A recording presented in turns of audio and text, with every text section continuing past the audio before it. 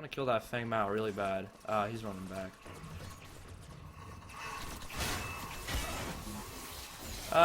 LOL, you missed your knife. Ow. That's not very nice. Here, Clary, get over here. I got a shield. I got fucking Muriel with me, dog. You're dead.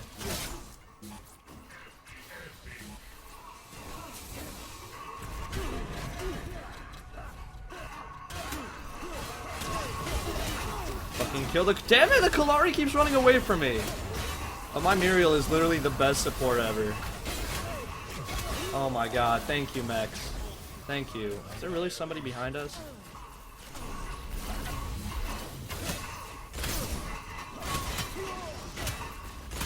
Oh my god. Somebody please fucking stop me! Somebody stop me! Oh my god, I just killed their whole fucking team! Hello, you beautiful people out there. What is going on? It's your friend Brady coming at you fast with another Paragon in-depth hero guide. And today we're going to be looking at Feng Mao, the Ferocious fighter. And as you guys saw from that clip, I did absolutely decimate the other team with the help of my Muriel. I was not able to do that without her help. So thank you so much. Big shout out to Tex for playing Muriel. But we are going to be looking at Feng Mao. We're going to be going over how to play him, tips and tricks with his abilities, how to use him, how to build him across throughout the game, and what to do in certain situations with him. So let's begin.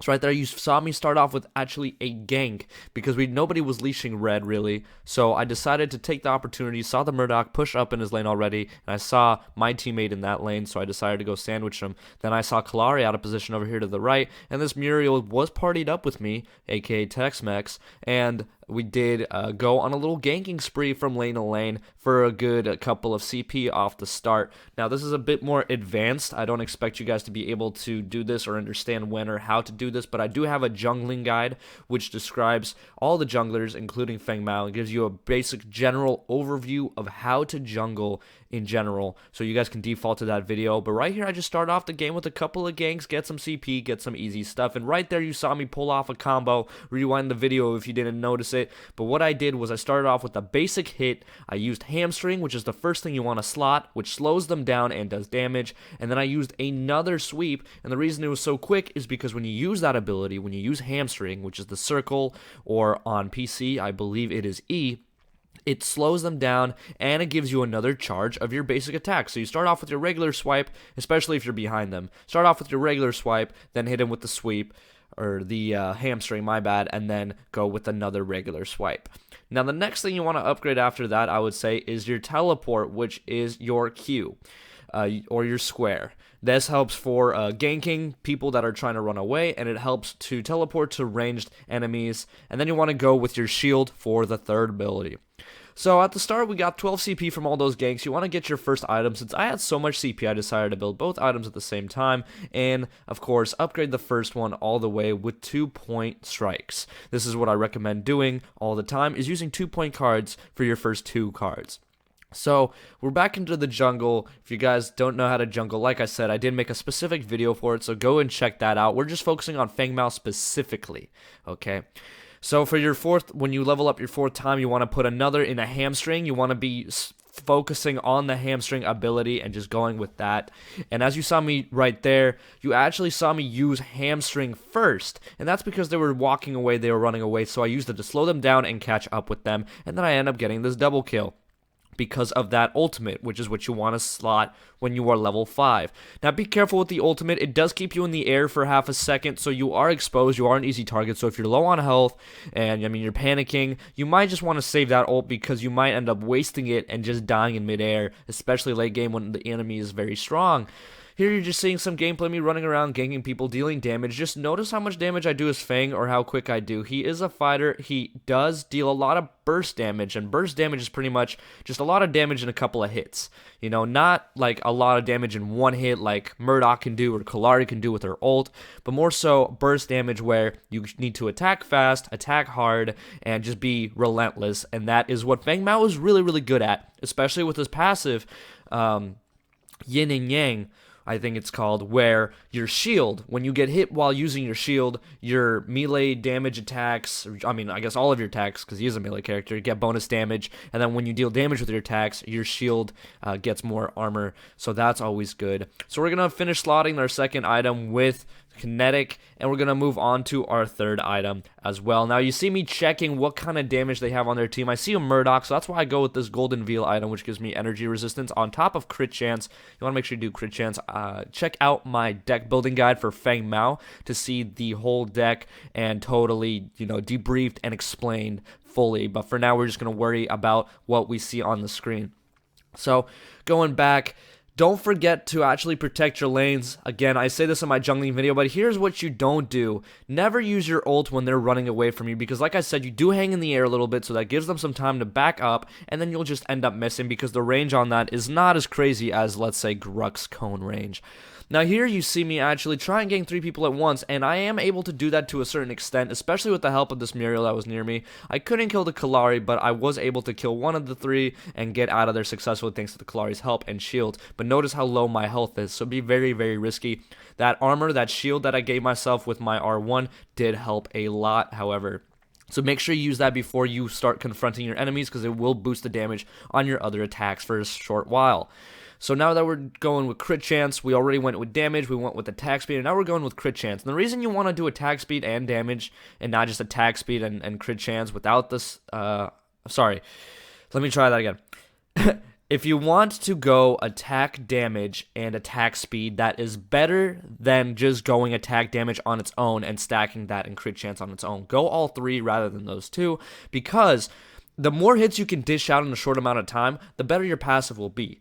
For example, when you use your shield ability that grants you the shield for a couple of seconds, the more swings you can get off in that time, the more effective the damage you receive from that shield will be. So you definitely want to have a pretty decent attack speed, especially consider that Feng Mao has a pretty slow one to start off the bat. But as you see right here, this is the damage that Feng Mao can dish out when you start building him this way.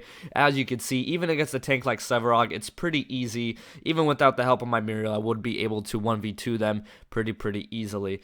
Here's another example of me coming in with the gank with the help of Kallari as well, and now I'm going to be going to the other lane to go and hit them. So let's talk a bit more about Feng Mao's slotting. So you do want to focus on the hamstring. Like I said, you only want to put 1 point into the Reaping Dash, aka your teleport, moving forward movement thingy, and that is only just because you're not going to really deal damage with it. You just want to be able to have that range of motion in your repertoire. You don't need to stack the damage on that, so focus on your other abilities. This goes without saying. You want to boost your basic damage as much as possible, because that will be your main damage output, and your ult, of course, that goes without saying as well, can do a lot of damage when you need to do it. Now, to use your ult, I would never recommend starting off with the ult, ever. I would recommend doing it in the middle of a fight so you know where they're going, and you can actually aim the ult in the middle of the air, so it does help you a little bit.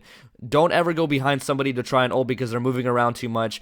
Their movement is a bit more sporadic, so when they're fighting you, it is a bit easier to kind of guess where they're going to go based on how they're moving around while you are fighting them. And, don't be afraid to go and defend lanes, like I said earlier. Here is a good example of how to use the ult. I know he's engaging me. I know he's going to try and swing at me a lot. So while he's close and nearby, I'm going to use my ult and dish a lot of damage to him. So we are going to use Lifesteal, actually, on this build as our 5th card. Because, like I said, his main way of damage is his basic attack. And Lifesteal helps you out only when you use your basic attacks. And that's pretty much it. So to summarize with Feng Mao, he is kind of tricky to play. He's the second hardest character to play at the moment besides Kallari, and it just takes a little bit getting used to being able to utilize his passive as well as possible. When you engage people, you always want to use your shield, especially if there's more than one person. If you are running to them and they're starting to back away, open up with your hamstring so they can't run away from you, they get slowed down. Other than that, always start off with the 1-2-1 combo that I like calling it, where you use your regular swipe, you use the hamstring, and then use a regular swipe right after, because you get that extra charge from the hamstring. And then never use your ult when they're running away or to try and hit them in their ankles, because it's not going to work. Usually it has a very short range, and you just see me absolutely decimating with the help of my Muriel, dealing an insane amount of damage in this core.